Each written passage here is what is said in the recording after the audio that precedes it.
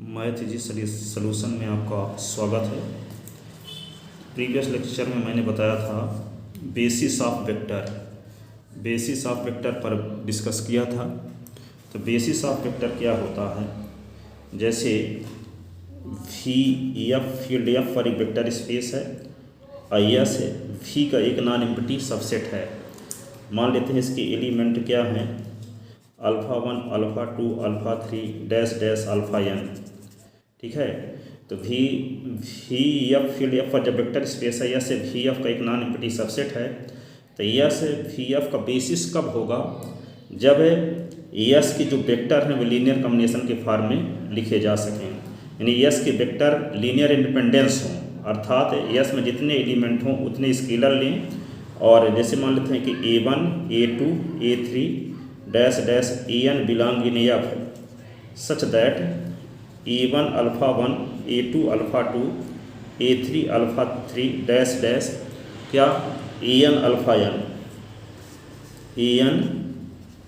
Alpha n is equal to 0 होने पर a1 की वैल्यू भी 0 हो, a2 की वैल्यू 0 हो, a3 की वैल्यू भी 0 हो और an की वैल्यू भी 0 हो जाती है। तब हम कहते हैं कि यस के जो वेक्टर है लीनियर इंडिपेंडेंस हैं, और यस के वेक्टर लीनियर इंडिपेंडेंस हो। और दूसरी कंडीशन ये है कि वी एफ का कोई एलिमेंट लें तो वह एलिमेंट यस के वेक्टर के लीनियर कॉम्बिनेशन के फॉर्म में रिप्रेजेंट हो। यदि हम इसका एलिमेंट लेते हैं alpha belong in V F, alpha V F का कोई आर्बिट्रेरी एलिमेंट लें तो वह एलिमेंट किस टाइप का हो, अल्फ़ा लिखा जा सके यस के वेक्टर के लीनियर कॉम्बिनेशन के फॉर्म में, अर्थात a1 alpha 1 a2 alpha 2 a3 alpha 3 और dash dash an alpha n। तो यदि वी एफ फील्ड एफ पर एक वेक्टर स्पेस हो और यस वी एफ का एक नॉन एम्प्टी सबसेट हो, तो यस वी एफ का बेसिस कहलाता है यदि यस के वेक्टर लीनियर इंडिपेंडेंस हैं, तथा दूसरा ये है कि वी एफ का ईच एलिमेंट यस के वेक्टर के लीनियर कॉम्बिनेशन के फॉर्म में रिप्रेजेंट हो। ये वी एफ का ईच एलिमेंट यस के वेक्टर के लीनियर कॉम्बिनेशन के फॉर्म में रिप्रेजेंट हो। तो हम क्या करेंगे, वी एफ का कोई आर्बिट्रेरी एलिमेंट लेते हैं और उसको ये दिखाने की कोशिश करते हैं कि वह एलिमेंट यस के वेक्टर के लीनियर कॉम्बिनेशन के फॉर्म में रिप्रेजेंट है कि नहीं। यदि वह आर्बिट्रेरी एलिमेंट यस के वेक्टर के लीनियर कॉम्बिनेशन के फॉर्म में रिप्रेजेंट हो जाता है तो हम ये कहते हैं कि वी एफ का ईच एलिमेंट यस के वेक्टर के लीनियर कॉम्बिनेशन के फॉर्म में रिप्रेजेंट होगा। ठीक है, और दूसरा ये है कि यदि स्टैंडर्ड बेसिस कोई लेते हैं, जैसे हम वी एन आर, इसके स्टैंडर्ड बेसिस में एलिमेंट की संख्या क्या होगी, n होगी। तो इस कौन कौन से एलिमेंट होंगे स्टैंडर्ड, ये क्योंकि n टपल का वेक्टर स्पेस है, फील्ड R पर n टपल का कलेक्शन है। तो यह क्या होता है, इंटरनल और एक्सटर्नल बाइनरी ऑपरेशन के रिस्पेक्टिव वेक्टर स्पेस की सारी प्रॉपर्टी को होल्ड करता है। तो ये क्या होता है, वेक्टर स्पेस होता है। इसके स्टैंडर्ड बेसिस में एलिमेंट की संख्या यस में, जहाँ पे इसके एलिमेंट जो होंगे क्या होगा 1 0 0 डैश डैश 0, और इसके एलिमेंट क्या होगा 0 1 0 डैश डैश 0, और फिर क्या होगा 0 0 1 डैश डैश 0, फिर 0 0 0 डैश डैश 1। तो ये जो एलिमेंट होंगे यस के इस टाइप के, तो ये क्या होगा, इसमें n एलिमेंट हैं। तो इस जो यस होता है जिसमें n एलिमेंट हैं, इस टाइप के एलिमेंट हैं, तो ये क्या कहलाता है, वी एन आर का स्टैंडर्ड बेसिस कहलाता है। यदि वी एन आर है तो इसके स्टैंडर्ड बेसिस में एलिमेंट की संख्या n होगी। यदि वी एन आर के स्थान पे क्या आ जाए v3r, तो इसके स्टैंडर्ड बेसिस में एलिमेंट की संख्या क्या होगी 3। और ये तो कौन कौन से एलिमेंट होंगे वी एन आर के स्टैंडर्ड बेसिस में, तो इसके एलिमेंट है यदि v3r के स्टैंडर्ड बेसिस जो होंगे यस इज इक्वल टू, इसके एलिमेंट ऐसे लिखे जाएंगे 1 0 0, दूसरा एलिमेंट क्या होगा 0 1 0, तीसरा एलिमेंट क्या होगा 0 0 1। ठीक है, तो यहाँ पे v3r का ये स्टैंडर्ड बेसिस है।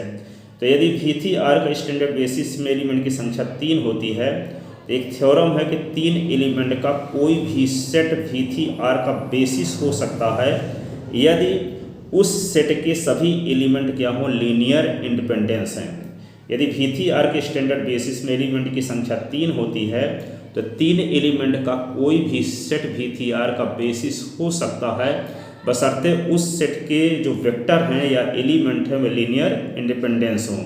यदि मान लो V4R के स्टैंडर्ड बेसिस में एलिमेंट की संख्या 4 होती है, तो 4 एलिमेंट का कोई भी सेट V4R का बेसिस हो सकता है, बशर्ते उस सेट के सभी एलिमेंट क्या हों, लीनियर इंडिपेंडेंस हों।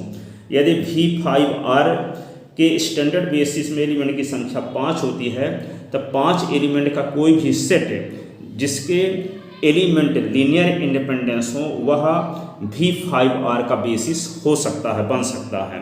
तो यदि यहाँ पे क्या है, VNR के स्टैंडर्ड बेसिस में एलिमेंट की संख्या n होती है, तो n एलिमेंट का कोई भी सेट जिसके वेक्टर लीनियर इंडिपेंडेंस हो अनिवार्यतः वह VNR का बेसिस हो सकता है। इसकी आगे जरूरत पड़ेगी, क्वेश्चन में हम इसको दिखाएंगे। ठीक है, तो इस प्रकार हम ये जाने कि VF फील्ड F पर एक वेक्टर स्पेस हो और S क्या हो, VF का कोई नॉन एम्प्टी सबसेट हो, तो वह नॉन एम्प्टी सबसेट VF का बेसिस तभी कहलाता है यदि S के वेक्टर लीनियर इंडिपेंडेंस हो और VF का ईच एलिमेंट S के वेक्टर के लीनियर कॉम्बिनेशन के फॉर्म में रिप्रेजेंट हो, तब वह क्या कहलाता है, बेसिस। तो इस बेसिस पर आधारित 7 क्वेश्चन हम करने वाले हैं। उनमें से पहला क्वेश्चन ये है 7A। ठीक है, seven important question on basis of vector space. ठीक है, तो यहाँ पे करने वाले उनमें से पहला क्वेश्चन है prove that n vectors alpha 1 = 1 0 0 0, alpha 2 = 0 1 0 0, alpha n = 0 0 dash dash 1 का set S where 1 belong in F Vn F का बेसिस है। ये प्रूव करना है। तो बेसिस प्रूव करने के लिए क्या दिखाना पड़ेगा, given Vn F field F पर एक वेक्टर स्पेस है, S = alpha 1 alpha 2 dash dash alpha n Vn F का एक सबसेट है, वेयर अल्फा 1 किस टाइप का एलिमेंट है, n टपल टाइप का, तो 1 0 0 dash dash 0, alpha 2 0 1 dash dash 0, alpha 3 0 0 1 dash dash 0, alpha n क्या होगा 0 0 dash dash 1। Then we have to prove that S is basis of vector space Vn F है। तो S को Vn F का basis prove करने के लिए हमें क्या शो करना होगा कि S के वेक्टर क्या हैं, लीनियर इंडिपेंडेंस हैं और Vn F = linear span of S, अर्थात Vn F का ईच एलिमेंट S के वेक्टर के लीनियर कॉम्बिनेशन के फॉर्म में लिखा जा सकता है। ये दिखाना पड़ेगा S के वेक्टर ये जो Vn F का ईच एलिमेंट S के वेक्टर के लीनियर कॉम्बिनेशन के फॉर्म में रिप्रेजेंट हो और S के वेक्टर लीनियर इंडिपेंडेंस हो, तभी S क्या होगा, Vn F का बेसिस होगा। यही हम दिखाएंगे दोनों कंडीशन यहाँ पे। तो पहले दिखाते हैं कि S के जो वेक्टर हैं, S के वेक्टर लीनियर इंडिपेंडेंस हैं। तो हम S में n एलिमेंट हैं, तो n स्केलर लेते हैं, n फील्ड के एलिमेंट लेते हैं, A1 A2 dash dash n belong in F। इस प्रकार है कि A1 alpha 1 plus A2 alpha 2 dash dash an alpha n = 0 लेकर चलेंगे, तो ये दिखा देंगे कि A1 की वैल्यू भी 0 है, A2 की वैल्यू 0 है, an की वैल्यू 0 है। और जब सभी स्केलर की वैल्यू 0 हो जाएगी तब हम कहेंगे कि S के वेक्टर क्या है, लीनियर इंडिपेंडेंस हैं। तो यहाँ पे A1 लिखते हैं, अल्फा 1 की वैल्यू रख देते हैं 1 0 0 0, A2 लिखते हैं 0 1 0 डैश डैश 0, an लिख देते हैं 0 0 डैश डैश 1। इस प्रकार अब यहाँ पे A1 का मल्टीप्लाई सभी कंपोनेंट के साथ, A2 का मल्टीप्लाई सभी कंपोनेंट के साथ, an का मल्टीप्लाई सभी कंपोनेंट के साथ, तो यहाँ मल्टीप्लाई कर दिए। मल्टीप्लाई करके इन n टपल को ऐड कर दिए। तो n टपल को ऐड करने का मतलब क्या हुआ, फर्स्ट कंपोनेंट इसका इसके फर्स्ट कंपोनेंट के साथ इसके ऐड होगा, सेकंड कंपोनेंट सेकंड कंपोनेंट के साथ ऐड होंगे और nth कंपोनेंट के साथ ऐड होंगे। तो ऐड करने के बाद ये रिजल्ट मिला। इस प्रकार A1 A2 A3 an = 0 0 0 dash dash 0 आ गया। इसका मतलब कंपेयर जब करेंगे तो A1 की वैल्यू क्या होगी 0, A2 की वैल्यू भी 0, A3 की वैल्यू भी 0 डैश डैश an की वैल्यू भी 0।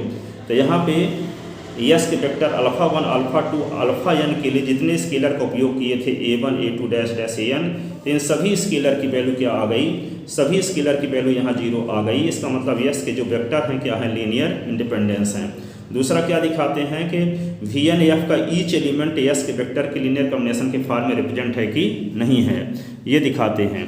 तो अर्थात S के वेक्टर लीनियर इंडिपेंडेंस है। तो Vn F का कोई arbitrary element alpha V1 V2 V3 dash dash Vn belong in Vn F, then we see that alpha is equal to V1 V2 V3 dash dash Vn is equal to V1 1 0 0 0, V2 0 1 0 0, V3 is equal to 0 0 1 0, Vn is equal to 0 0 1। तो यहाँ पे V1 V2 V3 Vn is equal to V1 alpha 1 V2 alpha 2 V3 alpha 3 dash dash Vn alpha n। इस प्रकार Vn F के arbitrary element alpha को हम yes के vector के लीनियर कॉम्बिनेशन के फॉर्म में लिखा जा सकता है। इट मीन्स Vn F के ईच एलिमेंट को यस के वेक्टर के लीनियर कॉम्बिनेशन के फॉर्म में रिप्रेजेंट किया जा सकता है। अतः Vn F क्या है, जनरेटेड बाई यस है, अर्थात Vn F is equal to linear span of S है। अतः यस Vn F का एक बेसिस है। इस प्रकार S is equal to alpha 1 alpha 2 dash dash alpha n को Vn F का स्टैंडर्ड बेसिस कहा जाता है। इस बेसिस को हम क्या बोलेंगे, Vn F का स्टैंडर्ड बेसिस कहते हैं। सेकंड क्वेश्चन ये है 7b, so that S is equal to ये R3 R का बेसिस है। Given R3 R field F पर एक वेक्टर स्पेस है। S is equal to S के 3 एलिमेंट हैं, ये R3 R का एक नॉन एम्प्टी सबसेट है।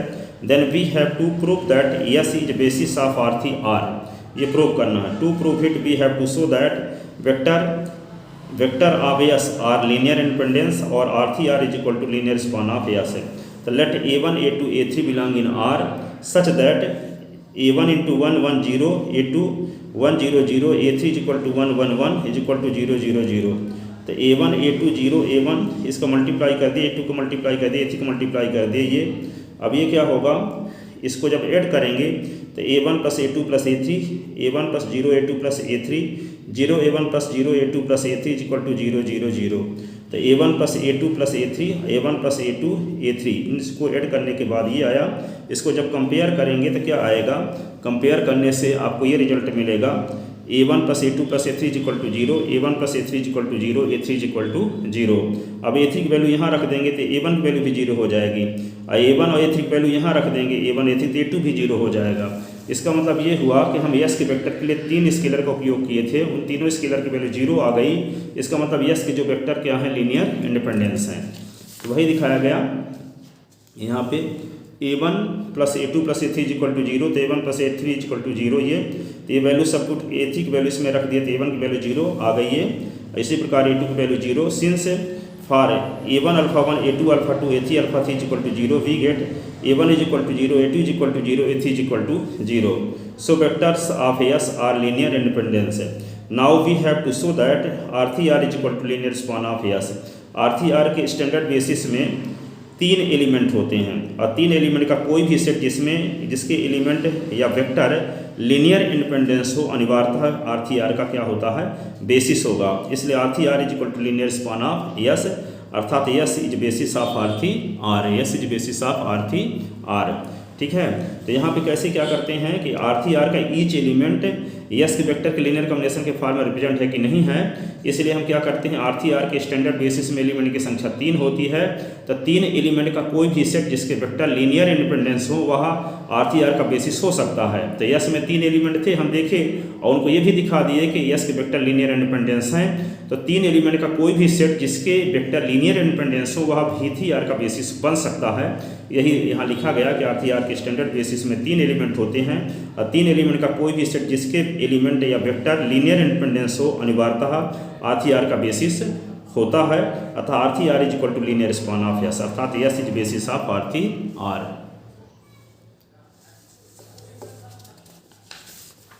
अब 7C 7 अगला नेक्स्ट क्वेश्चन ये है तीसरा, जांच कीजिए कि R3 R में वेक्टर ये और ये बेसिस बनाते हैं कि नहीं। ठीक है, तो गिवन दैट R3 R का एक वेक्टर स्पेस है, यस क्या है, R3 R का एक नॉन एम्प्टी सबसेट है। तो R3 R के स्टैंडर्ड बेसिस में 3 एलिमेंट होते हैं, इसलिए 3 एलिमेंट का कोई भी सेट R3 R का बेसिस हो सकता है यदि इसके वेक्टर या एलिमेंट लीनियर इंडिपेंडेंस हों। अब हम चेक करते हैं कि यस के वेक्टर लीनियर इंडिपेंडेंस हैं कि नहीं। For it let A1 A2 A3 belong in R such that A1 को मल्टीप्लाई फर्स्ट वेक्टर के साथ, A2 को मल्टीप्लाई सेकंड वेक्टर के साथ, A3 को मल्टीप्लाई थर्ड वेक्टर के साथ करके उसको 0 के इक्वल रखते हैं। यदि सभी स्केलर की वैल्यू 0 आ जाती है तब हम कहते हैं कि यस के वेक्टर क्या है, लीनियर इंडिपेंडेंस है। ठीक है, तो यहाँ पे इसका सॉल्व करते हैं, इस प्रकार का रिजल्ट आ गया। और इसको कंपेयर करने से 3 इक्वेशन मिलता है, कंपेयर करने से, और वे 3 इक्वेशन ये हैं। A1 + A2 + 5A3 = 0, A1 + 2A2 + 3A3 = 0, 2A1 + 5A2 + 4A3 = 0। ये इक्वेशन आ गया। Coefficient matrix of system of equation first A ये है, इसका गुणांक आव्यूह आ गया। इसमें गुणांक आव्यूह से बनने वाले 3 पंक्ति 3 स्तंभ का एक डिटरमिनेंट बनाते हैं और उसकी वैल्यू निकालते हैं। इससे 3 पंक्ति 3 स्तंभ का एक ही उपसारणिक बनेगा जिसको माइनर कहते हैं, और उसकी वैल्यू निकालते हैं। तो वैल्यू निकालने से यहाँ पे सॉल्व करने पर क्या आ गया, 0 आ गया। तो इस मैट्रिक्स से 3 रो और 3 कॉलम 3 ऑर्डर के माइनर की वैल्यू जब 0 आ गई, इसका अर्थ ये हुआ कि इस मैट्रिक्स का जो ऑर्डर है वे मैट्रिक्स ए की जाति जो होगी, रैंक जो होगी, वे 3 नहीं होगी। अब इस मैट्रिक्स से 2 रो और 2 कॉलम का जो माइनर बन सकता है, उपसारणिक बन सकता है, उनमें से एक उपसारणिक ये ले लेते हैं 1 1 1 2। अब इस उपसारणिक की वैल्यू निकालते हैं, इसको A1 से डिनोट कर लेते हैं। इसकी वैल्यू जब निकालते हैं तो ये 0 के इक्वल नहीं आता। इसका मतलब क्या है कि इस कोफिशिएंट मैट्रिक्स की जो रैंक है वो 2 होगी। और कोफिशिएंट मैट्रिक्स की जो रैंक जो है 2 है, लेकिन यहाँ अज्ञात राशियों की संख्या देखते हैं कि A1 A2 A3 3 अज्ञात राशियाँ हैं। तो यहाँ जबकि रैंक क्या है, 2 है, तो दोनों बराबर नहीं है। इसका मतलब ये हुआ कि इस सिस्टम ऑफ इक्वेशन का एक नॉन जीरो सोल्यूशन भी होगा, यानी A1 A2 A3 में से कोई एक वैल्यू 0 के इक्वल नहीं होगी।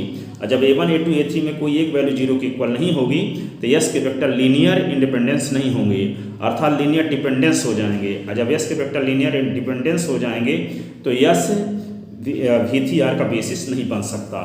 तो वही लिखा गया यहाँ पे, जिसका अर्थ है कि दिया गया system of equation first non zero solution भी रखेगा, नॉन जीरो सोल्यूशन भी रखेगा। अतः यस के वेक्टर लीनियर इंडिपेंडेंस नहीं है, अतः यस VCR या RCR का बेसिस नहीं बन सकता। Thank you so much.